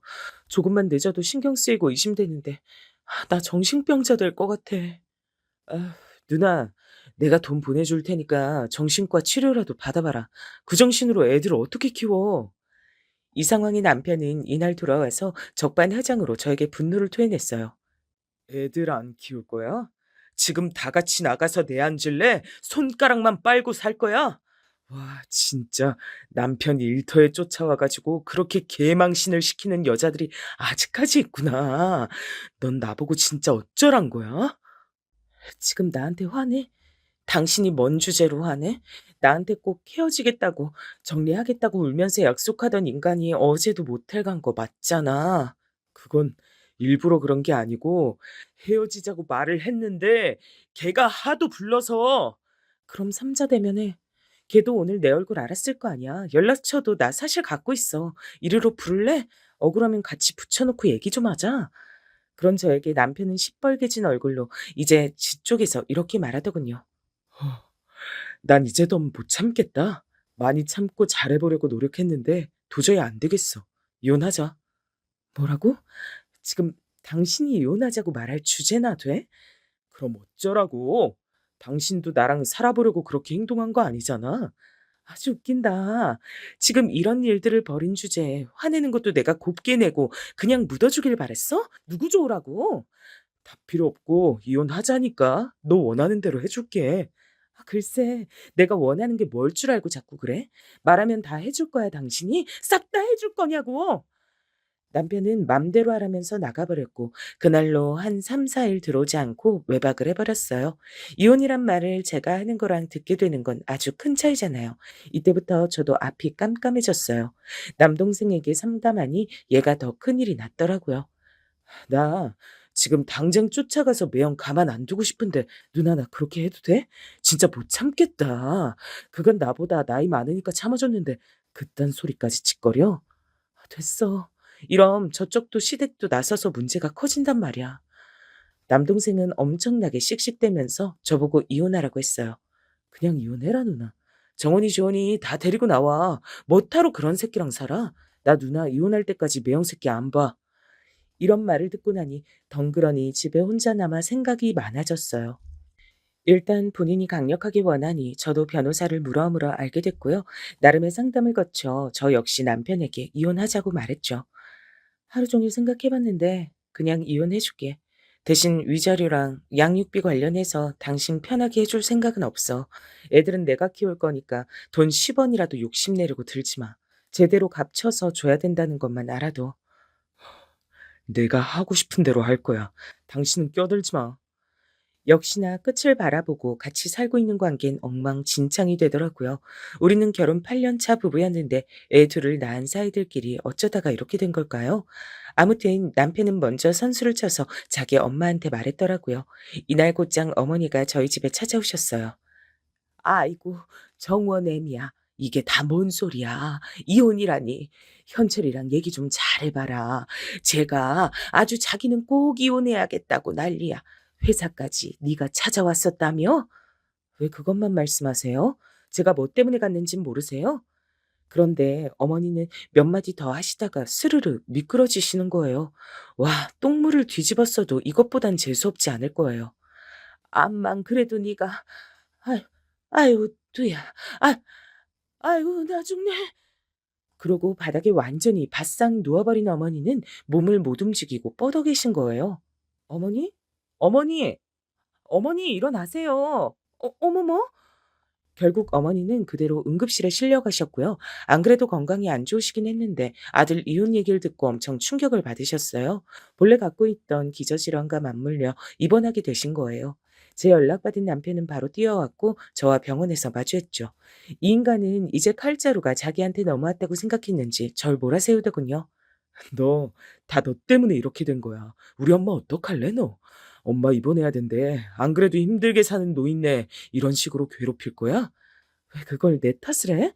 이혼한다고 먼저 알린 건 당신이잖아. 어머니는 나한테 확인하러 오셨을 뿐이고. 됐어. 이런 상황에도 넌 미안하단 말 한마디 없이 구구절절 변명이나 하네. 진짜 사람 안 변한다. 엄마한테 무슨 일 생기면 난 너한테 책임 물을 거야. 뭐 어쩌란 거야? 지금 나 윽박 지르는 거야? 이 상황에 나만 책임 있어? 그러게 누가 아들을 이혼한다고 충격받으실 만한 짓을 하래? 그러자 남편은 여기서 씩씩거렸고 전 그냥 넘길 순 없어서 쇼부를 보자고 했어요. 이렇게 두루뭉실 넘겨서 내 탓인 것처럼 만들지 마. 누가 봐도 잘못은 당신이 한 거지. 난 정말 아무것도 하지 않았어. 그리고 지금 노선 똑바로 정해. 이혼할 거야 말 거야? 이 말을 하면서 전 남편의 반응을 기다렸고 남편은 지금 자기 엄마가 저 모양이니 판단이 안 됐나 봐요. 아, 우선은 일단은 엄마 저렇게 되셨으니까 보류하는 걸로 할게. 더 문제를 만들 수 없으니까. 당신 똑똑히 알아둬. 어머니 상황은 내가 100번 이해해서 받아들이지만 그 사이에 사고치고 의심 가는 행동하고 그럼 나는 그냥 다 깨버릴 거야. 깨 부숴버릴 거라고. 야, 진짜 말 좀 그따위로 하지 마. 누가 모른대? 그러니까 너한테 질리는 거야. 지금 이 순간에도 노인네 저러고 있는데도 그걸 따지고 앉았냐? 애초에 저는 말이 안 통하는 인간 상대로 괜한 싸움을 벌인 느낌이라 그냥 다물게 되었어요. 말 맞다나 더 얘기해봤자 저만 손해더라고요. 근데 남편은 이후로 이상한 요구를 해왔어요. 엄마 아버지 챙길 돈도 있어야 하는데 당신이 싹 뺏어갔잖아. 나 그 부분은 숨통 좀 튀어야겠어. 당신이 걱정하는 딴짓 안 하니까 절대 걱정하지 말고 난 이제 월급에서 100만 원은 떼고 줄 거야. 100만 원을 떼고 준다고? 그전에도 용돈은 50씩 받아가던 사람이 왜 갑자기 100만 원이야? 엄마 아프잖아, 지금. 누나랑 나랑 돈 반반해서 엄마한테 보태기로 한 거라고. 그럼 난 돈이 어디서 나서 보태? 이런 건 당신이 먼저 나서서 하자고 말했어야 되는 거 아니야? 이러고 있으니 저만 마냥 속이 타 죽는 거예요. 그렇잖아요. 바람피운 남편이 이혼하자고 요구한 주제에 그걸로 시어머니가 쓰러진 걸 저한테 탓으로 돌리고 있어요. 생각해보면 저때 그냥 무작정 다 밀고 나가서 이혼해버렸어야 했나 봐요. 무슨 꼴을 더 보겠다고 참고 있었던 걸까요? 아, 진짜 더 할 말이 없다. 당신 마음대로 해. 대신 나머지 월급은 빠짐없이 넣어. 애들 둘 키우는데 그 돈이 가당키나 한 줄 알아? 더 듣기 싫으니까 그만 말해. 이렇게 냉정인 상태로 전 오로지 애들을 위해서 참았어요. 상황을 알고 있었던 남동생은 일단은 받아들이더군요. 나도 누나한테 마냥 이혼하라고 해놓고 한편으론 후회했어. 정원이 지원이를 돈으로 내가 어찌어찌 보태준다고 한들 쟤들한텐 아빠가 없어지는 거잖아. 갓난쟁이들도 아니고 알 거 아는 유치원 애기들인데 그냥 이렇게라도 참아봐 누나. 참아야 되는 거 아는데 애들 때문에 그래야 되는 거 아는데 그럼 내 인생은? 나는 그냥 이렇게 인간 현금 지급기만 옆에 놔두고 계속 묶여서 살아야 되잖아. 아이, 말을 또 뭐 그렇게까지 해. 그렇게 생각하지 마. 가정을 위해 누나는 큰 희생을 치른 거야. 그런데 그 희생을 전 하고 싶지 않았어요. 제가 나쁜 엄마일지 모르지만 이미 딴 여자에게 푹 빠져 있는 남자를 애들 아빠랍시고 한 집에 살고 그 어머니 건강까지 제가 신경을 써야 하다니요. 당시 저는 한층 예민해져 있었고 당연한 일이지만 남편을 향한 미움은 상당히 컸어요. 그래서 뭘 하건 간에 주시했고 계속 감시하게 됐답니다. 밤에 잠든 남편 휴대폰을 들여다보던 저는 스스로 저의 이런 모습이 너무 비참하고 기구하게 느껴졌어요. 심지어 이날 남편에게 걸리기까지 했으니까요. 야, 너 진짜 가지가지한다. 뭐 하는 거야? 뭐 단서라도 잡아서 고소라도 하게? 요즘 그렇게들 한다며. 내가 그 꼴을 당하고 또 그럴 것 같냐? 그 그게 그러려던 게 아니라 저기 알람이 울리는 것 같아서. 거짓말도 알아먹게 좀 똑똑하게 해라. 내 핸드폰인데 내가 모르겠어? 이 새벽에 내가 왜 알람을 맞춰 놔? 도둑도 아니고 왜 남의 핸드폰을 몰래 훔쳐보냐고. 결국 저는 이때 건진 것도 없이 남편에게 망신만 당했고 이제 남편은 더 주의를 기울여서 뭔가 숨기겠지 싶었어요. 사실 누가 보면 제가 과민하고 공연한 의심을 하는 것처럼 보일 수도 있는데요. 아니에요. 남편 차에서 웬 여자 머리끈을 발견했었거든요. 정원이 열나니까 지금 빨리 소아과. 잠깐, 이거 뭐야? 웬 리본 머리끈이 있어? 아, 그 내놔 이리. 뭐야? 너 아직도 만나냐, 상미? 애들 앞에서 못하는 소리가 없어. 외근 갈 때 당신도 아는 그 부장님이 차에 타신 것뿐이야. 아, 날 주던지 쓰레기통에 버리던지 해. 진짜 숨 막혀서 못 살겠네. 남편은 갈수록 날카로워졌고 우리는 사사건건 싸우게 됐어요. 어머니가 입원하셨다가 퇴원을 하셔서 집으로 가시고 어느덧 한 달이 지났는데도 말입니다. 어머니는 그 뒤로 저한테 연락은 안 하시는데 남편은 계속 절 쪼더라고요. 엄마가 너 한동안 보기 불편하대. 그렇게 독하게 애들 두고 이혼하려고 하냐고. 엄마랑 나한테서 애들 뺏어가려는 거 너무 무섭대. 나도 한 잘못이 있어서 당신 탓만 하진 않지만 암튼 당신도 알고는 있으라고. 이러니 이 상황에선 완전히 제가 가해자가 돼버렸어요. 진짜 바보 같은 상황 맞는 거죠. 그런 와중에 우리 친정에 행사가 생겼어요. 이렇게 남편과 사이 나쁘고 제 마음이 불안할 때 우리 식구 쪽 경조사가 있으면 참 곤란해져요. 저기 누나, 아빠 칠순이니까 우리 뭐라도 해드리는 게 좋을 것 같아서 따로 어디 한정식 집이나 코스 요리 나오는 데 가서 식사하는 거 어때? 너도 알겠지만 내가 지금 우리 남편 데리고 어디 나가고 할 때가 아닌 것 같아. 그렇긴 한데 매형한테 말하기가 여전히 좀 그래? 나도 내 마음 같아서 우리끼리만 보고 싶어. 근데 정원이 지원이도 그렇고 아빠는 지금 누나네 상황 모르잖아. 칠순같이 좋은 날에 사위 안 나오면 걱정하실 것 같아. 네 말도 맞다 진짜. 저 인간을 어쩜 좋니? 차라리 화끈하게 이혼해버렸으면 이런 고민도. 아니야. 애들이 또 걸리네. 정말 이러지도 저러지도 못하고 이게 뭐야. 그래서 전 이날 저녁 절 의식해서 일찍 들어온 남편에게 이 말을 털어놨어요. 솔직히 자기 엄마 아플 때 저도 이혼 얘기 안 했고 그냥 덤덤하게 흘러가고 있던 중이었으니까요. 앞만 봐도 전적으로 제가 손해보고 있는 입장이라 남편이 어느 정도 배려해 줄 거라고 저만 멍청하게 믿었나 봐요. 그래서 말인데 이번에 상현이가 한정식집 괜찮은 곳으로 예약하려고 한대. 아빠는 늘 대충 싼 거 먹자고 하는데 칠순이니까 그냥 밖에서 먹으려고. 대신 가족별로 얼마씩 보태려고 해. 상현이랑 나 둘이 합쳐서 300 하려고. 식사값 외에 선물도 드려야 되니까. 아, 근데 요즘에 칠순을 그렇게들 하나? 뭐? 그게 뭔 말이야? 칠순을 하지 그러면 안 해? 아니 뭐 100세 시대잖아.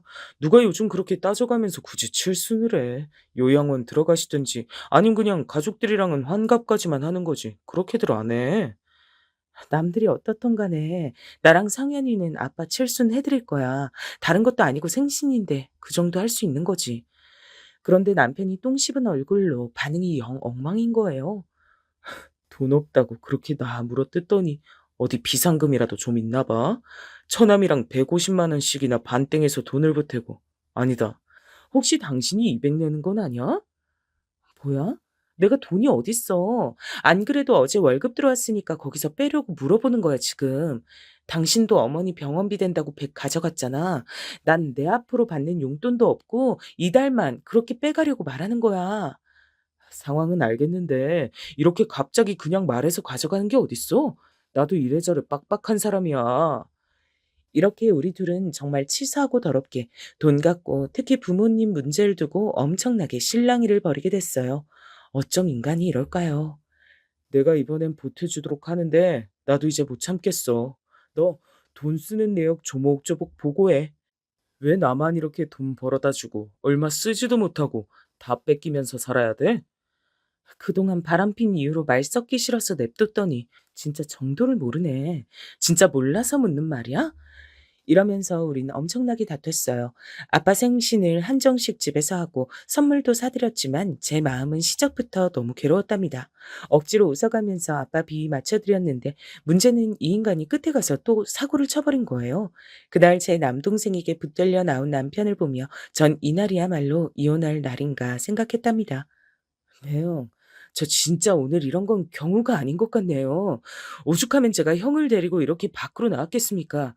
약주하시면 곱게 드시지 왜 우리 아빠 생신날 목소리를 높이세요? 나 안 취했어. 누가 취했다 그래? 아니 장인어른이 먼저 내 속을 긁으셨잖아. 갑자기 연봉은 왜 물어보시는데? 그래, 저남 돈 많이 벌어서 좋겠다. 아니 형, 진짜 왜 그러세요? 이젠 저한테 불만 있으세요? 이날 남편은 술 마시다가 갑자기 우리 아빠 말에 딴지를 걸었고 옆에 있는 고모들이 놀라서 일어나고 큰 고모부와 제 남동생이 이런 분위기를 말리며 뜯어냈어요. 그러니 제가 얼마나 착잡했겠나요. 돌아오는 길 큰 고모한테 전화가 왔는데 너무 속상한 거예요. 조카 사위 얼굴은 말짱하게 생겨가지고 되게 버릇이 없더라. 아주 올 때부터 눈이 맛이 갔더만. 니네 사이에 뭐 문제 있는 거 아니지? 별거 아니에요, 고모. 걱정 끼쳐드려 죄송해요. 저는 마음속에 큰 고민이 있음에도 불구하고 이 좋은 날 우리 가족들 기분을 위해 참았어요. 그게 얼마나 서글프고 사람을 괴롭히는 일인지 우리 남편은 모를 거예요. 이 일을 겨우겨우 묻어두고 있던 차 우리 아빠랑 동갑내기이신 아버님의 칠순이 다가오게 됐어요. 사실 전 아빠 칠순 때도 시아버지 칠순 때는 어떻게 하려고 될지 궁금했었어요. 근데 남편이 정말 뻔뻔스럽게 말을 하는 거예요. 이게 말이 된다고 보시나요? 엄마 아픈 거 이제 나았고 아버지도 형제들 중에 제일 먼저 하는 칠순이라 조금 느낌이 달라서 누나랑 얘기했어. 호텔 알아보고 있다더라고. 뭐야? 아, 아니야. 됐어. 그러든지 말든지. 그러든지 말든지? 지금 그게 할 말이야? 그럼 내가 뭐라고 대꾸해줘야 하냐? 남의 아버지 칠순잔친 그렇게 죽도 밥도 안 되게 다 만들어 놓고 난 왜 네 아버지 칠순 가서 꽃 흔들고 잘 보여야 돼? 말뿐새 하곤 진짜. 내가 아니 됐고 암튼 이건 내 의견이 아니야. 누나랑 얘기한 거니까 누나랑 말해봐봐. 네 누나니까 네가 얘기해. 왜 나보고 얘기하라 그래? 나 빼고 둘이 결정한 거잖아. 왜? 형님이 나한테 제안하는 얘기면 내가 거절 못할 줄 알지? 근데 어쩌냐? 난 딱 잘라서 못한다고 말해버릴 건데? 생각해보면 이 사이에 끼어있는 애들이 뭔 죄라고 둘이 그렇게 피 터지게 싸웠을까요? 매일 밥 먹듯이 숨만 쉬어도 싸울 정도면 빨리 갈라서는 게 답이에요. 같이 살면서 서로 죽일 듯 싸우대는 부모를 보느니 조금 궁핍하고 외로워도 한쪽 부모랑 사는 게 낫지 않나요?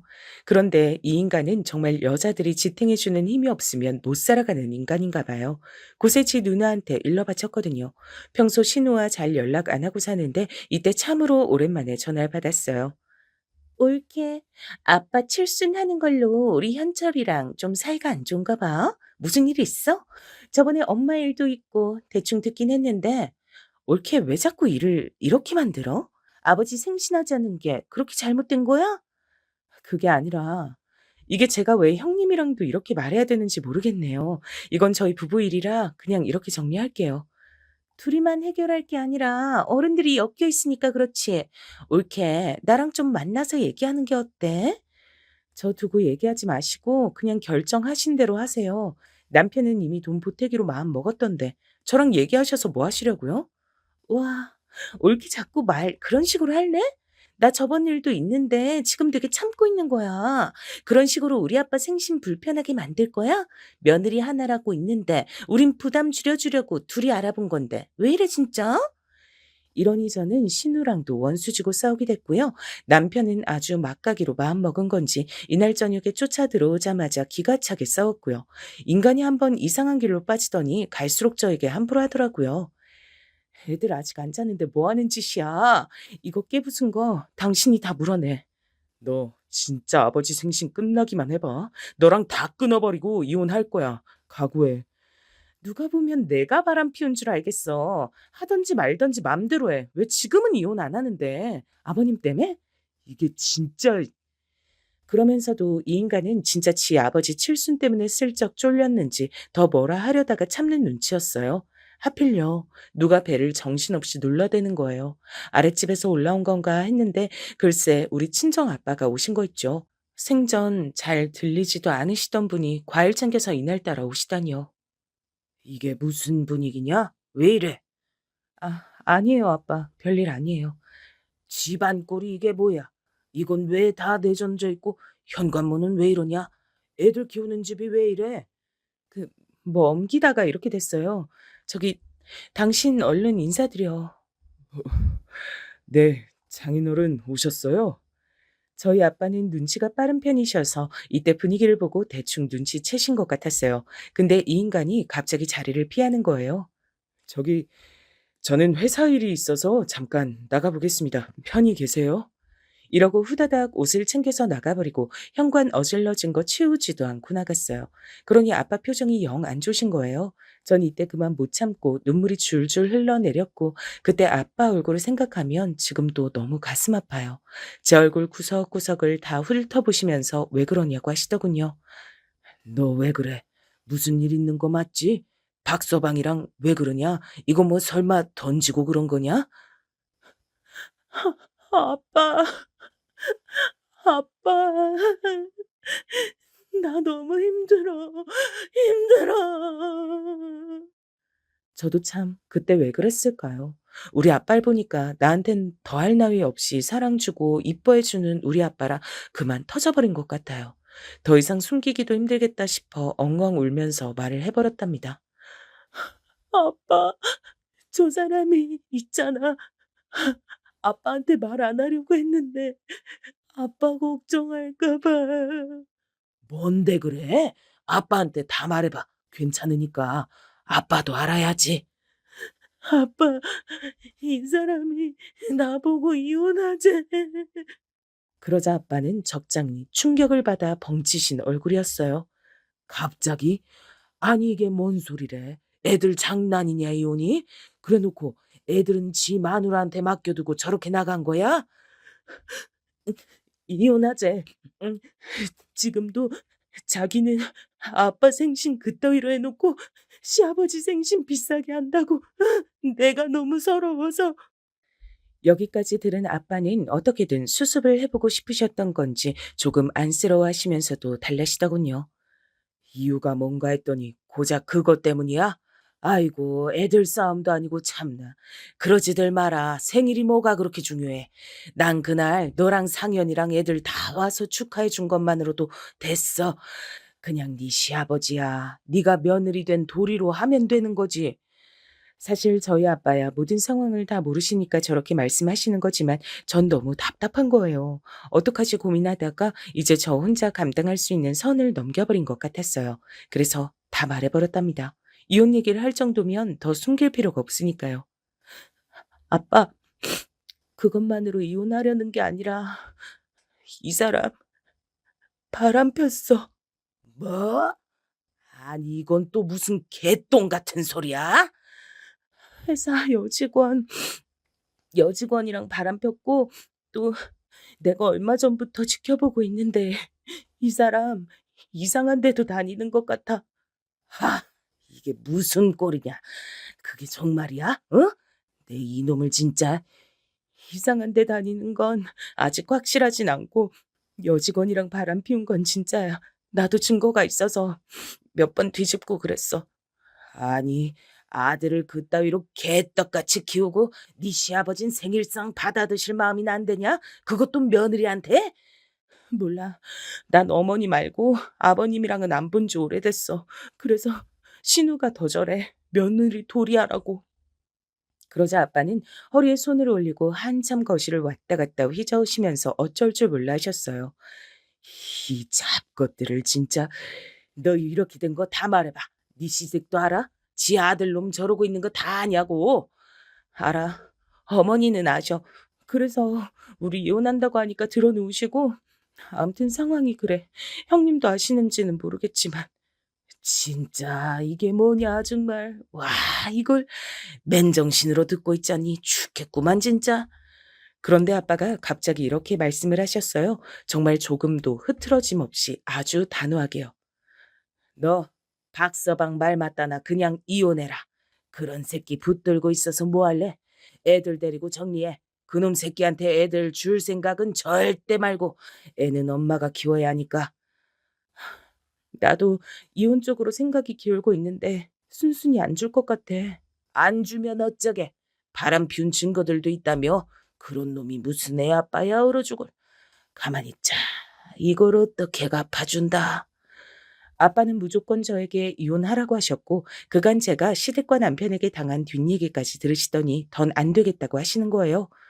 됐고 어차피 사돈 칠순 할 거 아니냐. 장소랑 정해지면 알려줘라이. 아빠가 왜? 아빠가 알아서 어떻게 하려고. 나보고 거기 가라고? 며느리 노릇하러 가라는 거 아니니까 애들은 상현이한테 맡겨놓고 너랑 나만 가자. 왜? 가서 어떻게 하려고. 저도 그만 이때 더 마음이 복잡하고 힘들어서 엉엉 울었는데 아빠는 단호하게 말하셨어요. 너 이제 애들 둘 혼자 키워야 돼. 죽어도 박서방한텐 못 주겠잖냐. 그럼 독해져야지. 이런 걸로 울면 안 돼. 대신 사람이 할 말은 해야 돼. 이혼할 때 하더라도 속에 있는 건 다 끄집어내 버려야지. 안 그럼 네가 당해놓고 너만 병 얻는 거야. 그럼 어떻게 하라고? 나는 뭘 해야 되는데? 너는 아무것도 할 게 없어. 아빠가 알아서 할 테니까 주소만 정해지면 알려줘라. 이렇게 되어 전 아빠와 남동생과 얘기한 대로 조용히 이혼할 준비는 하고 있었어요. 이미 우리 친정 쪽에선 이혼을 찬성했고 제가 조용히 자기 뜻에 따라주니 남편은 제가 기가 죽은 줄 알았나 봐요. 이혼 준비하는지도 모르고요. 럭셔리 호텔이고 이날 당신이 애들 옷 입혀서 데려와. 난 일찍 회사 일 보고 들어가야 되니까. 다시 말하는데 그날 아버지랑 엄마, 친척들이랑 아버지 손님들 앞에선 웬만해선 시비 걸지 마라. 자리가 자리다. 알았어? 저는 이때 속으로 욕이 치밀어 올랐지만 일단은 다물고 고개만 끄덕였어요.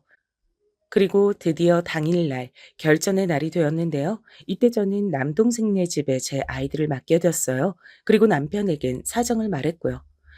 애들 아침부터 열나서 못 갈 것 같아. 아버님은 속상하시겠지만 어떡해. 애들 거기 가서 감기라도 옮기면 안 되잖아. 그리고 나까지 못 갈 뻔했는데 상현이가 봐준다 그랬어. 아, 뭐 이렇게 매끄럽게 되는 일이 없냐.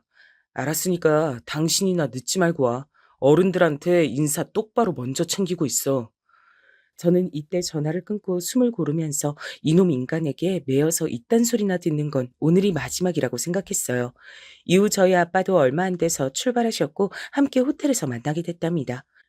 우리 아빠 생신은 그저 고급 한정식집에서 코스 요리 먹는 것만으로도 그 난리를 치던 인간이 지 누나랑 합작해서 으리으리한 호텔을 잡았더군요. 이때 신우 입김도 있었어요. 아빠는 오래도록 교직에 몸담으셨으니까 보는 눈들이 워낙 많아서 어쩔 수가 없어. 나라고 뭐 여유 있는 줄 알아? 아빠 제대로 챙겨드린다고 우리가 등골이 빠지네 아주 그냥. 이 말처럼 아버님은 경제적으로 넉넉진 않지만 교사로 오래 일해 오셨고요. 이래저래 지인들이 꽤 오신다고 들었어요. 그리고 내심 본인의 칠순잔치를 기대하셨고 저희 부부 이혼 얘기 나오는 거 알고 계시면서도 모른 척 하시더라고요. 이것도 남편에게 듣고 얼마나 짜증이 나던지요.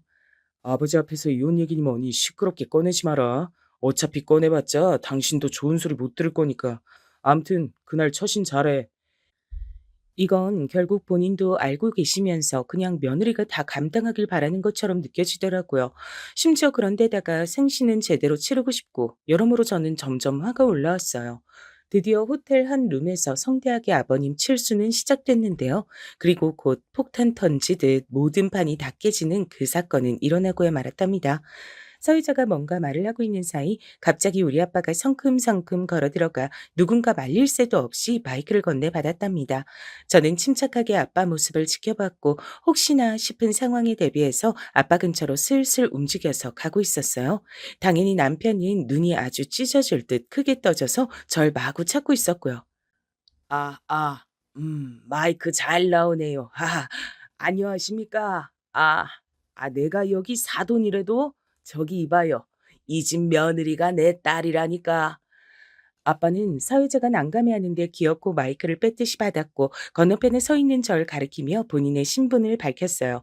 이때 잽싸게 신우가 저에게 다가와서 억지로 웃으며 말하더라고요. 옳게 이게 뭔 일이야? 빨리 사돈 어르신 말려봐 좀. 하지만 전 이때 고개를 획 돌려서 신우 말을 무시하고 그냥 아빠를 쳐다봤어요. 그리고 아빠의 폭주는 시작됐답니다. 보면서 어쩐지 눈물이 날 것 같았어요. 놀라지 마시고 식사하시던가 하세요. 제가 오늘 꼭 할 말이 있어서 여기 왔어요. 사돈, 생신 축하드립니다. 저랑 얼마 차이도 나지 않고 우리가 동갑내기예요. 이거 참 좋은 일 아닙니까? 아빠가 이렇게 너스레를 떨면서 룸 안에 있는 가족 친지들에게 말씀을 하시더군요. 저는 이때 너무 긴장해서 아버님 쪽은 돌아보지도 못했는데 그쪽에서 웅성거리는 소리가 들렸어요. 아빠는 더 틈을 두지 않고 재빠르게 말씀하셨어요. 사돈으로서 제가 그냥 축하 말이나 하겠다고 이렇게 온 건 아니고요. 사람이 어떻게 좋은 말만 듣고 삽니까? 쓴소리도 듣고 살아야죠. 오늘은 쓴소리 좀 하러 왔습니다. 사돈, 저랑 눈 좀 맞추시죠.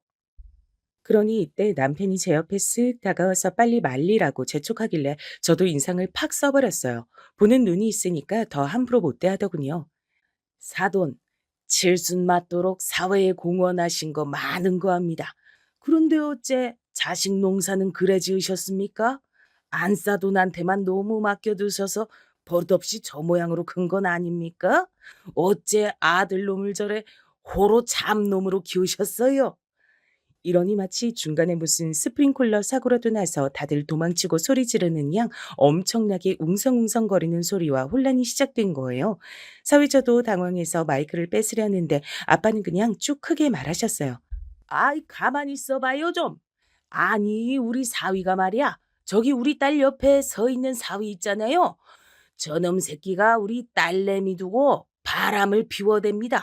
그래놓고 적반하장으로 이혼하자고 떼를 쓰고 그래서 지 엄마 안 싸돈 쓰러진 걸 우리 딸 탓을 하네요. 이게 말이 되는 일입니까?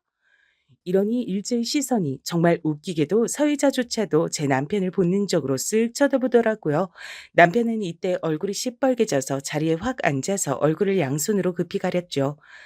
남의 집 귀한 딸 마음을 그렇게 난도질해 놓고 와중에 이 칠순 밭인지 뭐 식갱이를 열면서 며느리 노릇을 하라고 강요하더랍니다.